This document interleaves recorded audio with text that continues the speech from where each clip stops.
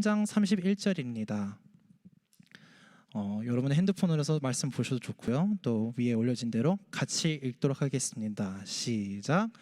아나세 아들 삼갈이 에웃의 뒤를 이었는데 그는 소를 모는 막대기로 블레셋 사람 600명을 죽이고 그 또한 이스라엘을 구원했습니다.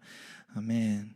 오늘은 바텔 캠퍼스에서 공동체 목사님으로 섬기시는 김형규 목사님께서 아끼지 않는 믿음으로라는 제목으로 말씀을 전해주십니다.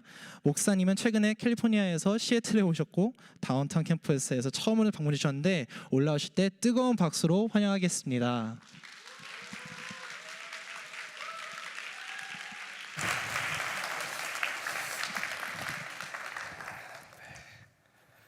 정말 뜨겁게 환영해 주셔가지고 굉장히 행복한데요. 반갑습니다, 여러분. 저는 시애틀 형제교회에 지난 2월 달에 와가지고 지금 4공동체를 담당하고 있고요. 제가 담당하고 있는 공동체는 시애틀 지역 그리고 또 벨뷰 지역을 담당하고 있습니다. 그래서 제가 다운타운에 올 일이 굉장히 많은데 오늘 정말 처음으로 이 캠퍼스 이전 소식을 들었는데 너무 늦게 찾아뵙게 돼서 정말 죄송하고 너무 이렇게 처음으로 함께 만나게 하신 하나님께 감사와 영광을 돌립니다. 그러니까 우리는 한 가족이에요. 그렇죠? 저를 원수 보듯이 보지 마시고 우리 가족이니까 가족끼리는 좀 편안하고 친하게 지낼 수 있는 거니까요. 여러분들 오늘 편안한 마음으로 함께 하셨으면 좋겠습니다. 오늘 처음 오신 분들 정말 환영합니다. 저도 처음 왔는데 아까 그 형제님 있는 쪽으로 있다가 저도 가볼 예정입니다. 같이 용기 내서 좀 가셨으면 좋겠는데요. 다시 한번 환영하고 정말 처음 오신 분 계시죠? 네, 오늘 처음 오신 분 살짝 이렇게 손 있으시네요. 네, 와 정말 감사합니다. 너무 잘 오셨습니다.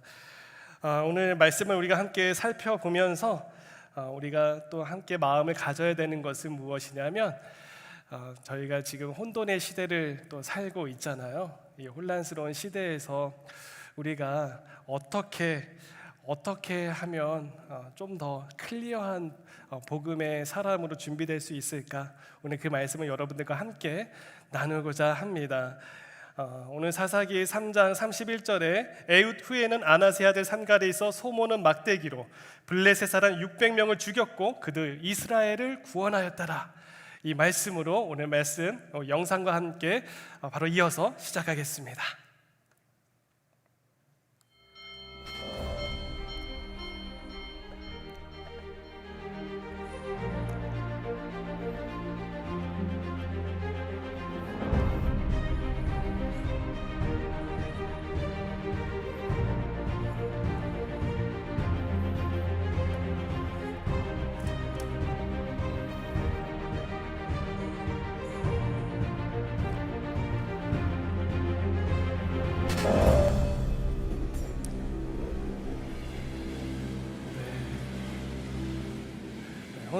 혼돈의 시대의 선명한 복음 시리즈로 오늘 저와 여러분들이 또 함께 시작하도록 하겠습니다. 제가 사진 찍는 걸 굉장히 좋아하는데요. 오늘 제가 처음 왔는데 저는 이렇게 참 처음 왔는데 정말 부끄럽지만 제가 여러분들하고 언제 또 이렇게 말씀을 전할 수 있을까 이렇게 오면서 생각을 하다가 여러분들하고 인생샷을 한번 찍었으면 좋겠다 라는 생각이 들어서 제가 특별히 공개하지는 않을게요. 그래서 제가 셀카를 잘 찍는데요. 저는 사진 한번 찍어주실 수 있으세요? 네, 예. 혹시 여기 좀 관계에 서먹하신 분 없으시죠? 네, 오늘 제가 이렇게 한번 찍어보겠습니다. 자, 좀 많이 들어오시는데요. 네, 하나, 둘, 셋. 네, 네. 이쪽이 안 나온 것 같은데요. 저쪽에서 하나, 둘, 셋. 라이브로 찍었습니다. 네, 감사합니다. 이렇게 선물을 주셔서 감사합니다. 저도 최선을 다해서 선물을 드리도록 하겠습니다. 예측 불허의 시대인 것 같아요. 그렇죠. 계획한 대로 잘 풀려서 되는 사람들은 조금만 계획에서 어긋나는 일이 발생하면은 굉장히 마음이 불편해지더라는 것이죠. 저도 굉장히 플랜을 좋아하는 사람인데요. 그 플랜에 어긋나는 일이 생기면 마음이 굉장히 불편하더라고요. 그런데 그런 일들이 항상 있다라는 겁니다. 미국에서 기회를 잡는 것, 짭의 기회를 잡는 것, 여러 가지 기회를 잡는 부분에 있어서 내 예상대로 되지 않을 때가 굉장히 많다. 미국 생활을 18년 동안 살아내고 있는 저는 생존자거든요. 18년 동안 살아내고 있는 저에게는 여전히 이 부분이 도전이고 여전히 쉽지 않은 부분입니다. 비자가 잘 안 나와요. 제가 최근에 시민권을 땄는데 별의별 비자를 제가 다 했습니다. 뭐 R 비자부터 시작을 해가지고 B1, B2 비자, B1, B2 아세요? H1B 아세요? 네, 그런 비자, 그리고 대학원을 다니면서 CPT를 따고 또 대학원을 졸업하면서 OPT, 이 정도면 좀 많이 했다라고 볼 수 있죠. 항상 제 예측하고는 다른 방향으로 흘러가는 모습을 미국 생활을 하면서 경험했습니다. 여기 계신 분들 중에 운전하신 분들 많으실 것 같아요. 물론 뚜벅이들도 있겠지만 가스비가 장난이 아니죠. 2년 전만 해도 미국의 가스비가 1불 87전이었대요. 근데 지금 2년 전만 해도요. 근데 지금 인플레이션이 올랐잖아요. 엄청난 물가가 지금 상승이 돼서 환율에 의해서 유학 생활을 하신 분들에게는 이거는 진짜 보통 어려운 게 아니죠. 솔직히 부모님께 이번 주에 여러분들 전화 드려야 되는 거 아시죠? 모르세요? 예. 이번 주에 추석 있는 거 아세요? 네. 그래서 한국에 계신 한국 사람 맞으시죠? 네. 예. 추석이라서 이제 이번 주 연락을 하셔야 돼요. 또 특별히 한국의 남쪽에 사시는 분들 계세요. 제주도 포함해서 남쪽에 사시는 분들 연락하셨죠 어제? 네, 지금 엄청난 흰남노라고 하는 태풍이 오고 있기 때문에 지금 한국이 비상 상황입니다. 이 연락을 드려야 되는데 환율이 올랐잖아요. 그러니까 뭔가 학비에 대한 이렇게 좀 부담을 가지신 부모님들 입장에서도 자녀 입장에서 참 부탁하기가 어려운 세상이 됐죠. 이 가운데 팬데믹을 예언하시고 살으셨던 분 계신가요? 저는 제 인생에 있어서 팬데믹이라고 하는 것은 한 번도 생각해 본 적이 없었습니다. 예전에 역사 공부를 하면서 스페인 독감, 뭐 그 정도만, 뭐 감염병 이 정도만 생각을 했지, 이 팬데믹이 미국의 전 세계를 강타할 것이라고는 전혀 생각을 못했습니다. 그럼에도 불구하고 우리가 요즘 잘 알고 있는 뭐 빅데이터 세상 이런 얘기들 많이 하지만 빅데이터도 예상하지 못한 게 팬데믹 아니겠어요? 돈의 흐름을 흘러가다 보면은 뭐 어느 정도 다 예상할 수 있다고 하는데 그게 다 100% 맞는 것 같지 않습니다. 또 특히 이 가운데는 결혼하신 분들도 있고 또 싱글이신 분들도 있다라고 들었습니다. 여러분 믿기지 않으시겠지만 저는 아들이 3명이 있습니다. 네, 결혼했어요.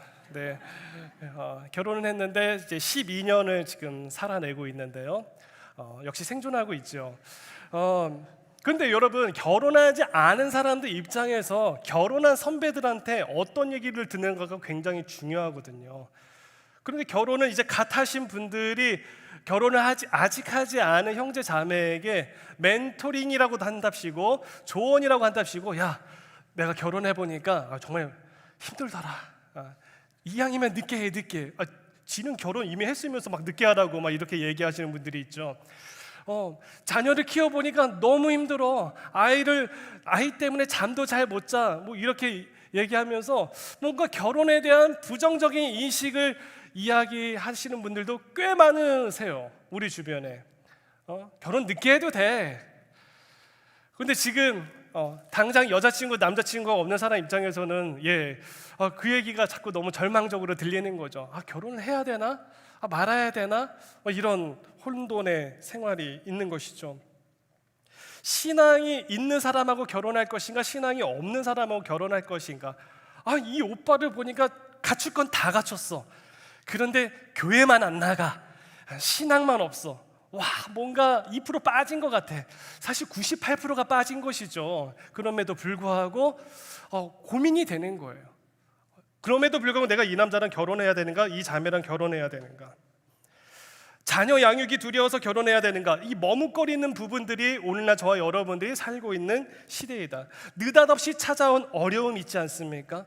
갑자기 비자가 말소되었다거나 갑자기 여러분들이 움직여야 될 상황, 갑자기 한국으로 들어가야 될 상황, 갑자기 학교를 옮겨야 될 상황, 갑자기 사귀던 사람을 바꿔야 될 상황, 여러 가지 상황들이 있겠지만 그럼 갑자기 찾아오는 그런 상황 때문에 여러분들 안절부절하신 경험 없으세요?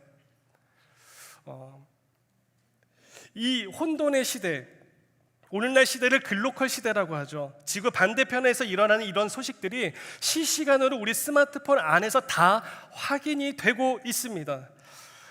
그럼에도 불구하고 예측이 불가능한 시대, 갑자기 찾아오는 어려움에 대해서 우리가 무엇을 해야 될지 모르는 시대, 신앙생활을 하면서도 어떻게 하면 성령 충만할까, 어떻게 하면 많은 사람들에게 믿음 있는 자의 그런 모습으로 내가 이 교회를 섬길 수 있을까 생각은 하지만 실질적으로 내 삶에서는 그런 예배자의 삶이 따라오지 않는 그런 경우 때문에 불편하신 경우 없으세요? 다른 사람 때문에 불편한 거 아니고요, 내 자신 때문에, 나의 이런 게으른 모습 때문에, 나의 이런 머뭇거리는 주절주절하는 그런 모습 때문에 불편하신 적 없으신가요? 세계가 변화되는 것이 굉장히 빠른 속도로 진행된다고 합니다. 우크라이나에서 일어나고 있는 전쟁이 끝날 것 같지만 지금 끝나지 않고 있습니다. 그 전쟁을 누가 벌렸죠? 예, 맞아요. 40, 50대 이상의 어른들이 그 전쟁을 벌린 거잖아요. 근데 정작 가서 싸우는 사람은 누구입니까? 우리 20, 30대 젊은 청년들이라고 하는 거예요. 끝날 듯 끝나지 않는 그런 모습들을 보면서 여러분 정말 가슴 아픈 분들이 있습니다. 정말 사상자가 더 늘어나지 않기를 원하는 마음으로 계속해서 마음을 모아주시기 바랍니다. 오늘 어쩌면 이렇게 머뭇거리시는 분들, 갑작스럽게 찾아온 위기 때문에 내가 어떻게 살아야 될까, 이것 때문에 고민하시는 분들에게 어쩌면 이 짧은 본문, 이 메시지 하나가 여러분들에게 저는 답을 던져줄 수 있다라고 생각을 합니다. 아낫의 아들 산갈인데요, 이 산갈에 대한 스토리는 단 한 구절 사사기에서만 나옵니다. 이 아낫의 아들 산갈은 오늘 굉장히 보잘것없는 무기를 가지고 있는데, 우리가 보잘것없는 무기를 가지고 있다 할지라도 그것을 하나님께서 사용하시면 능력이 된다라고 하는 그런 메시지의 교훈이 여기에 있게 되는 것이죠. 아낫의 아들이 누구인가? 12명의 사사가 나오는데 유일하게 지파 소속이 기록되지 않은 사사가 바로 이 산갈입니다. 이 말은 산갈이 지금 유대인 출신, 이스라엘 백성 출신의 사사가 아니라 이방인이라고 하는 것을 의미하는 것이죠. 왜냐하면 그 힌트는 아낫의 아들, 항상 성경에서 여러분 힌트를 찾을 때는 성경에 근거해야 됩니다. 아낫의 아들 산갈, 아낫이라고 하는 이름이 가나안 전쟁의 신 이름이기도 했습니다. 그래서 아낫의 아들들이라고 할 때 하나님의 아들들이라고 하면 하나님을 믿는 백성들의 무리 아니겠어요? 아낫의 아들들 하면은 아낫을 쫓는 무리들의 족속들이라고 하는 의미가 되는 것이죠. 이 이방인인데 가나안의 족속 출신으로서 가나안 신을 따르고 있는 아들일 것이다. 두 번째는 뭐냐면 산갈의 실제 아버지의 이름이 아낫인 경우이시죠. 근데 이 아낫이라고 하는 단어 자체가 가나안의 그 단어를 의미하고 있다라고 하는 것입니다. 산갈은 언제 등장했는가? 그 전에 이스라엘을 구원하였던 에웃이라고 하는 사사가 있었는데 그 사사의 다음에 즉위한 것인가? 아니면 그 사사가 이제 80년 동안 이스라엘에게 평안을 가져오는데 그 중간에 아주 막판에 큰 일이 생겼는데, 오늘 이제 본문에서 찾아오는 블레셋이 공격하는 그 사건이 왔었는데, 이 에웃이라고 하는 사람의 리더십이 연약해진 그 상황에 등장한 사사였을 것이다. 충분히 설득력이 있습니다. 왜냐하면 사사기 저자는 분명하게 에웃 후에는 산갈이 있다라고 그랬습니다. 아직 에웃이 죽지 않은 상황이에요. 그 다음에 드보라라고 하는 사사가 등장을 하게 되어지는데 산갈은 단 한 번, 단 하루의 그 싸움을 통해 가지고 이스라엘을 구원한 사사가 되었다라는 것이죠. 삼갈의 부분만 그 출신과 그 지파 소속이 빠져 있다라고 하는 점을 다시 한번 여러분 기억해 주시기 바랍니다. 그런데 기다리고 있는 사람이 누구인가? 갑자기 찾아온 어려움은 무엇인가? 600명이라고 하는 블레셋, 어쩌면 저는 그보다 더 많았을 것이라고 생각을 합니다. 사실 싸운 사람만 600명의 블레셋 군사지 그 600명만 와서 딱 싸우고 끝났겠습니까? 그 현장에 나와 있는 블레셋 군사들, 블레셋 사람들이 엄청나게 많았다라는 것이죠. 근데 성경은 오늘 그 삼갈이 1대 600으로 소를 몰 때 사용하는 막대기, 그 당시에는 긴 막대기에 끝에 약간 갈고리 같은 걸 달아가지고 소를 몰 때 소가 다른 길로 가지 않도록 또 이렇게 운전을 하면서 쓰는 막대기가 있었는데요. 그 막대기로 여러분 600명, 1대 600. 여러분 1대 600으로 싸워가지고 이겼다라고 하는 거는 오늘날 마블의 슈퍼 스타들, 어벤져스들도 롤 모델로 삼아야 되는 거 아니겠습니까? 무슨 슈퍼 방패가 있었던 것도 아니죠. 네, 뭐 스파이더맨의 슈퍼 수트가 있었던 것도 아니죠. 그런데 오늘 성경 말씀은 딱 한 절로 이야기를 하는 거예요. 그 삼갈이 1대 600의 싸움에서, 아니 하나님이 함께 하셔서 2대 600이라고 칩시다. 2대 600의 상황에서 싸워서 이겼다라는 거예요. 이겼대요. 저는 그 장면을 한번 생각해 봤어요. 600명이 가만히 이렇게 서 있었을까요? 가만히 이제 내 차례네. 내 차례네. 이제 나도 곧 죽겠구나. 뭐 이러면서 갔을까요? 좀 그러지 않았을 것 같아요. 근데 한 가지 저는 엄청난 두려움이 그 600명 안에 돌았다라는 분위기는 우리가 좀 캐치업할 수 있을 것 같아요. 그 엄청난 분위기, 엄청난 그 힘의 분위기는 무엇이었을까?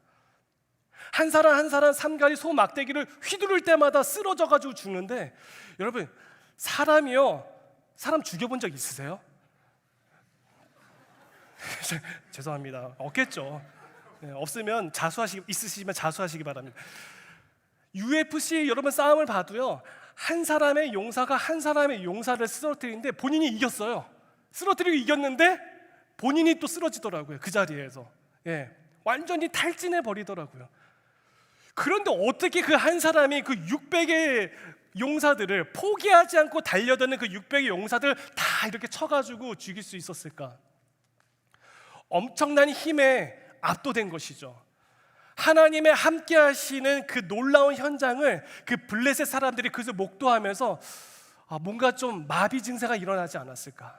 엄청난 두려움으로 휩싸였기 때문에 감히 대들지 못하는 그런 상황이 되지 않았을까? 충분히 우리가 생각해 볼 수 있겠습니다.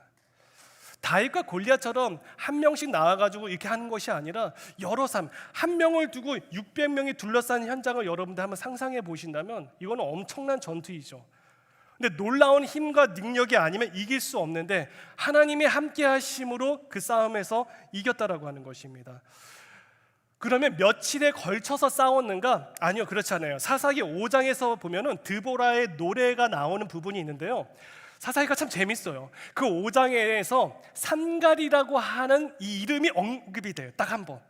그런데 삼갈의 날, The day of 삼갈, 삼갈의 날이라고 딱 그렇게 표현이 되는 걸 보면서 무엇을 이야기하는 거냐면 이 사건이 하루에 일어났다, 한날에 일어났다.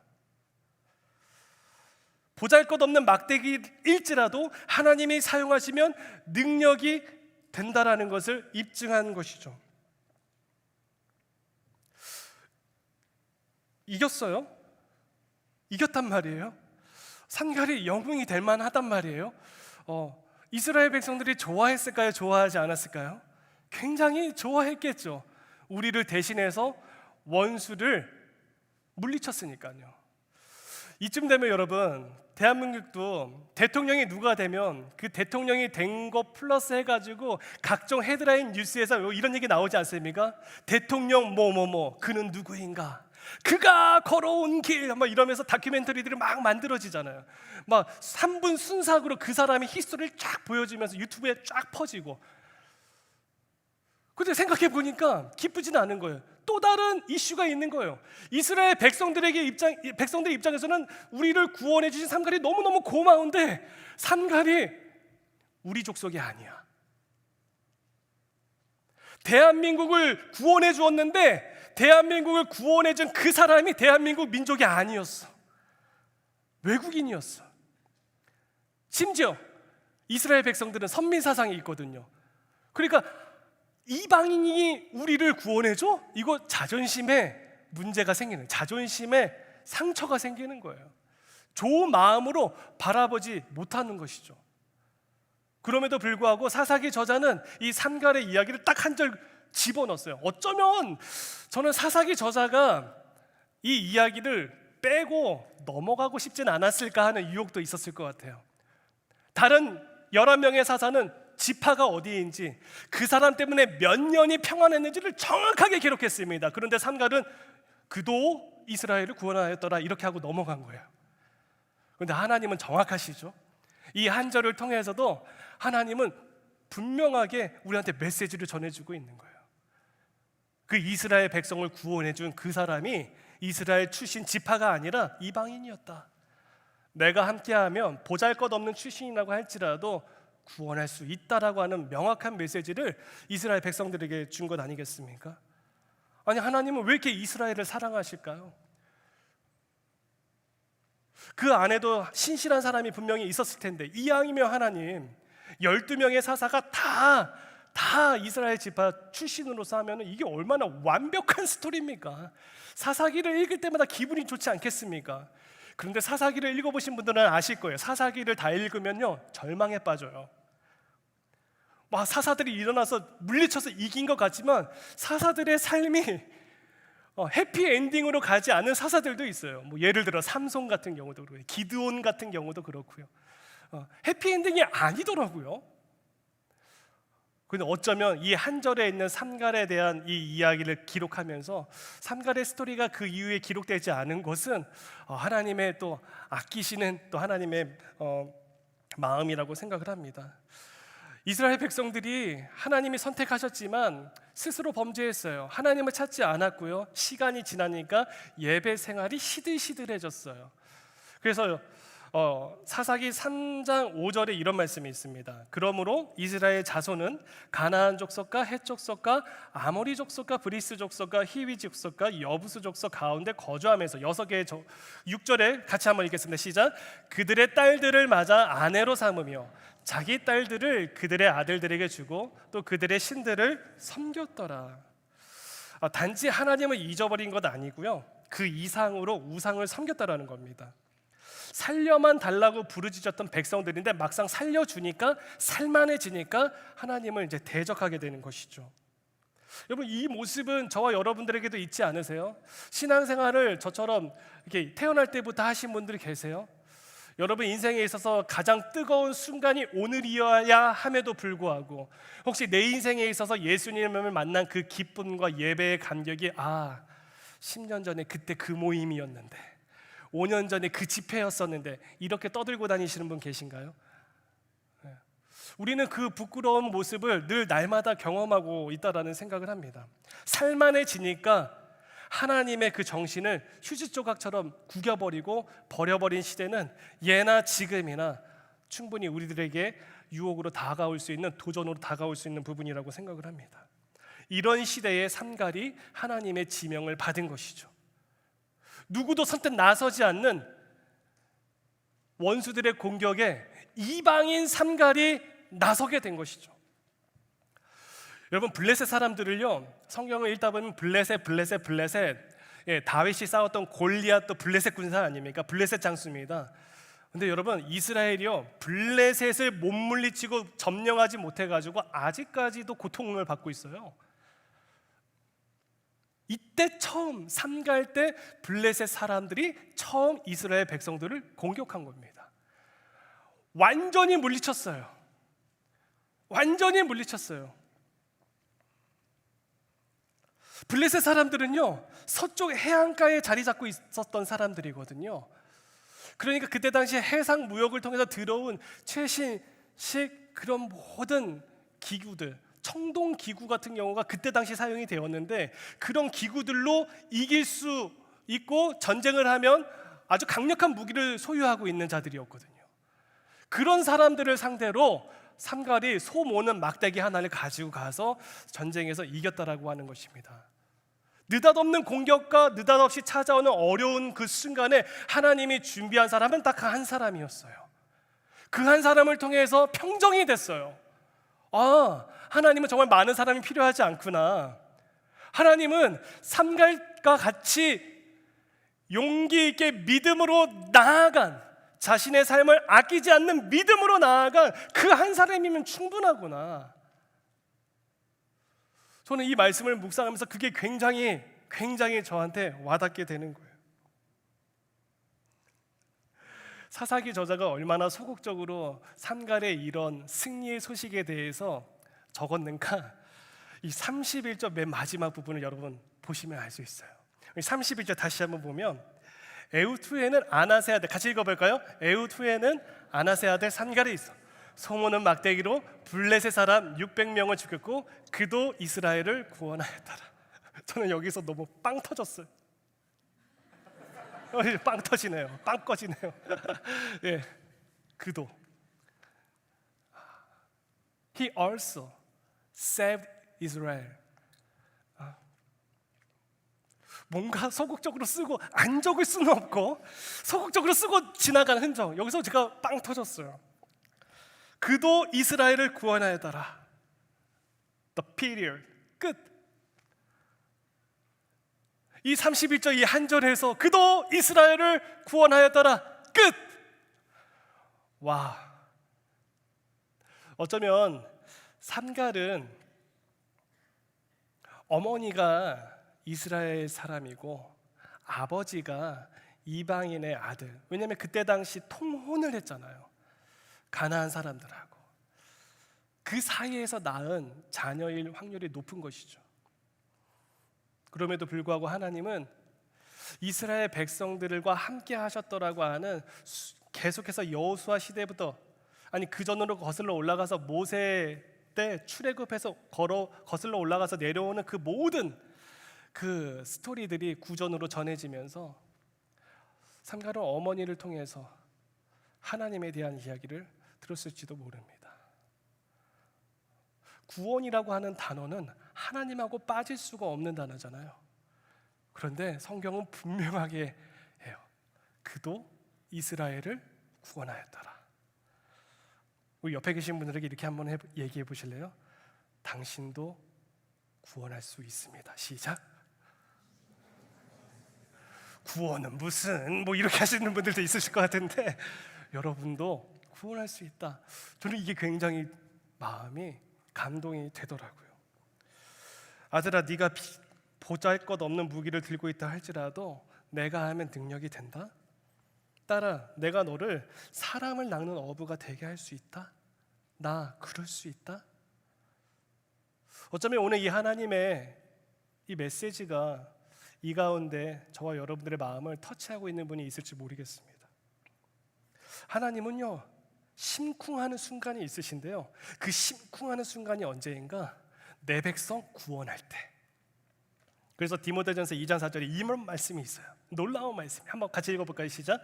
하나님은 모든 사람이 구원을 받으며 진리를 아는 desire 원하신다는 거예요. 하나님이 갈망하는 것이 있다라고 하는 거예요. 하나님의 갈망하시는 것이 있는데 진리를 알고 모든 사람이 구원에 이르는 것. 하나님은 오늘도 우리 다운타운 캠퍼스 공동체 식구들 통해서 하나님이 가장 심쿵하면서 기다리는 고백이 있어요. 어떤 고백일까요? 하나님, 나도 구원할 수 있는 존재로 살기 원합니다. 나도 구원 줄 수 있는 존재로 쓰임받기 원합니다. 어쩌면 삼갈은 사막 한가운데를 걸어가면서 블레셋 사람들을 보면서 걸어가면서 잠시 스치기만 해도 엄청난 타격을 입을 수밖에 없는 그 천조가리 하나 메고 막대기 하나 메고 최신식 무기를 향해서 나아가고 있는 그 삼갈의 마음 속에 여러분 어떤 마음이 있었을까? 자기를 아끼지 않는 그 무언가가 그를 붙잡았다라고 하는 것이죠. 자기를 아끼지 않는 그 믿음으로 그도 이스라엘을 구원하였더라. 페리엇. 끝.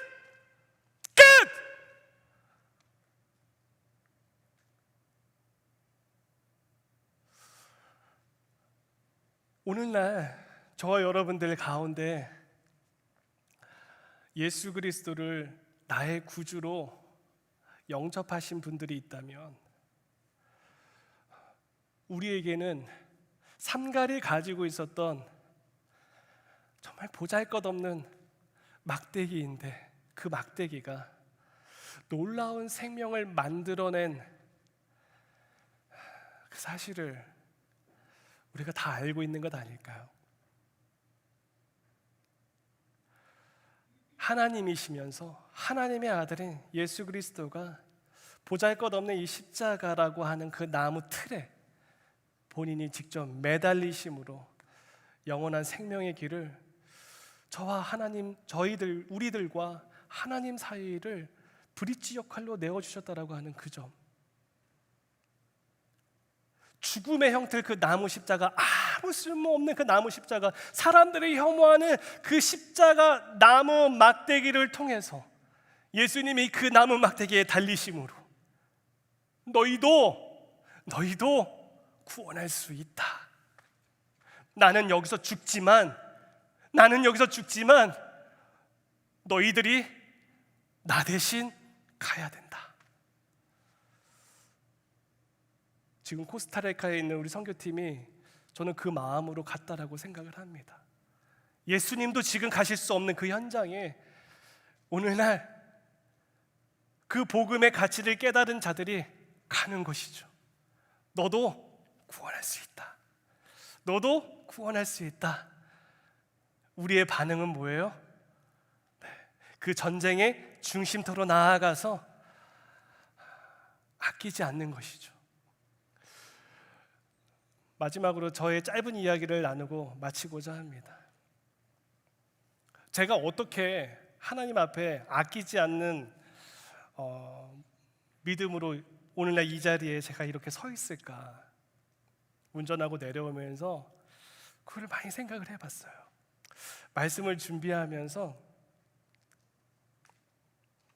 하나님이 나를 부르신 그 현장을 기억하게 되었어요. 근데 정말 부끄럽게도 저는 고등학교 2학년 때 예수님을 수련회에서 인격적으로 만났습니다. 그런데 수련회 가기 전에 이미 제가 고등부 회장이었어요. 근데 회장이 됐음에도 불구하고 예수님을 몰랐던 거예요. 깊은 그 믿음의 결단을 하지 못했던 것이죠. 근데 여러분 수련회 있으면 꼭 가세요. 아까 그 광고 보니까 2박 3일 신약 통독 수련회 있다는데 와, 저도 가고 싶어요. 근데 그 감동이 너무 커서 하나님의 은사 부르시면 후회하심이 없다. 이 로마서 11장 이 말씀을 다 받으면서 제 안에 강력한 결단이 있었습니다. 하나님, 내가 온 믿음을 다해서 주님 알리겠습니다. 주님 섬기겠습니다. 이걸 고등학교 2학년 때 기도하면서 결단을 했어요. 그리고 신학교를 갔어요. 신학교에 가서도 제 꿈과 비전은 흔들림이 없었어요.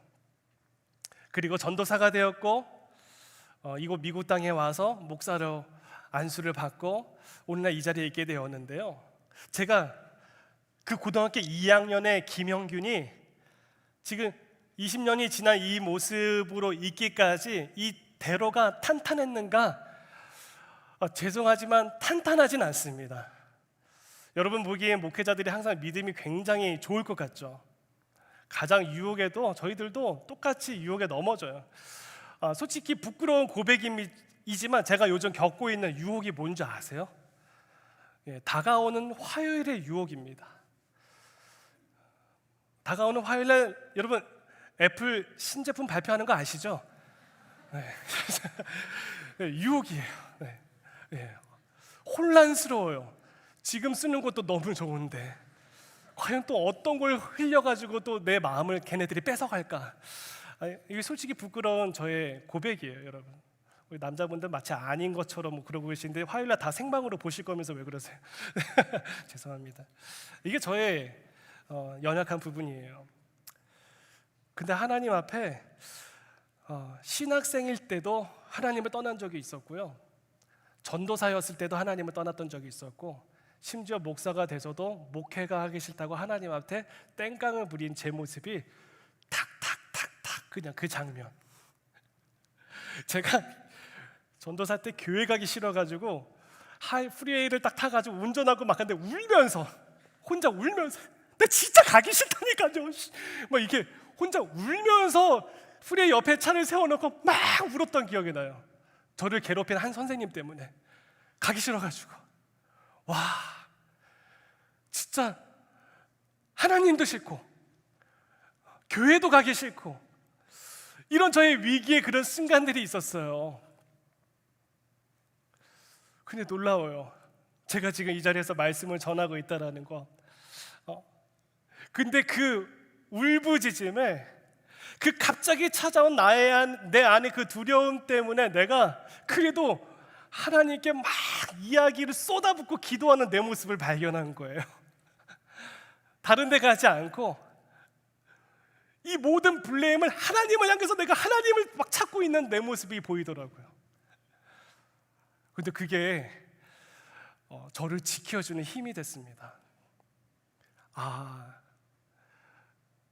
갑자기 어려움이 찾아와도 당황할 필요가 없겠구나. 위를 봐야 되는 것이구나. 그리고 오늘 나에게 불러주신 그 자리에 내가 정말 아낌없는 믿음으로 다 하고 있는가를 돌아보게 되더라고요. 저는 오늘 여러분들에게 분명히 말씀드릴 수 있어요. 저는 오늘도 이 말씀을 나누면서 다시 한번 제 마음에 이 결단을 하게 된 겁니다. 여러분도 우리도 구원할 수 있습니다. 여러분도 여러분들의 가정을 구원할 수 있습니다. 잘 모르겠다고요? 그러나 산갈이 위를 보았던, 그리고 그 전쟁의 중심터로 나아갔던 그 믿음, 그 아끼지 않는 믿음으로 나아갔던 그 용기는 어디서부터 나왔는가? 주님이 일하시니까. 말도 안 되는 싸움이지만 주님이 일하시니까. 여러분, 주님이 일하세요. 우리 다운타운 가족 여러분, 주님이 일하세요. 우리는 그 주님을 보면 돼요. 아끼지 않는 그 믿음으로 여러분 오늘 다시 한번 결단하여 주님의 그 일하심을 믿고 그 일하심 속에서 역사하시는 하나님의 놀라운 그 능력을 경험하는 우리 모두가 되기를 축복합니다.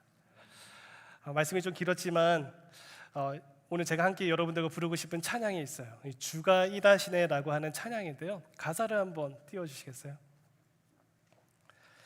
날이 저물어 갈 때, 빈들에서 걸을 때, 그때가 무슨 때요? 하나님의 때.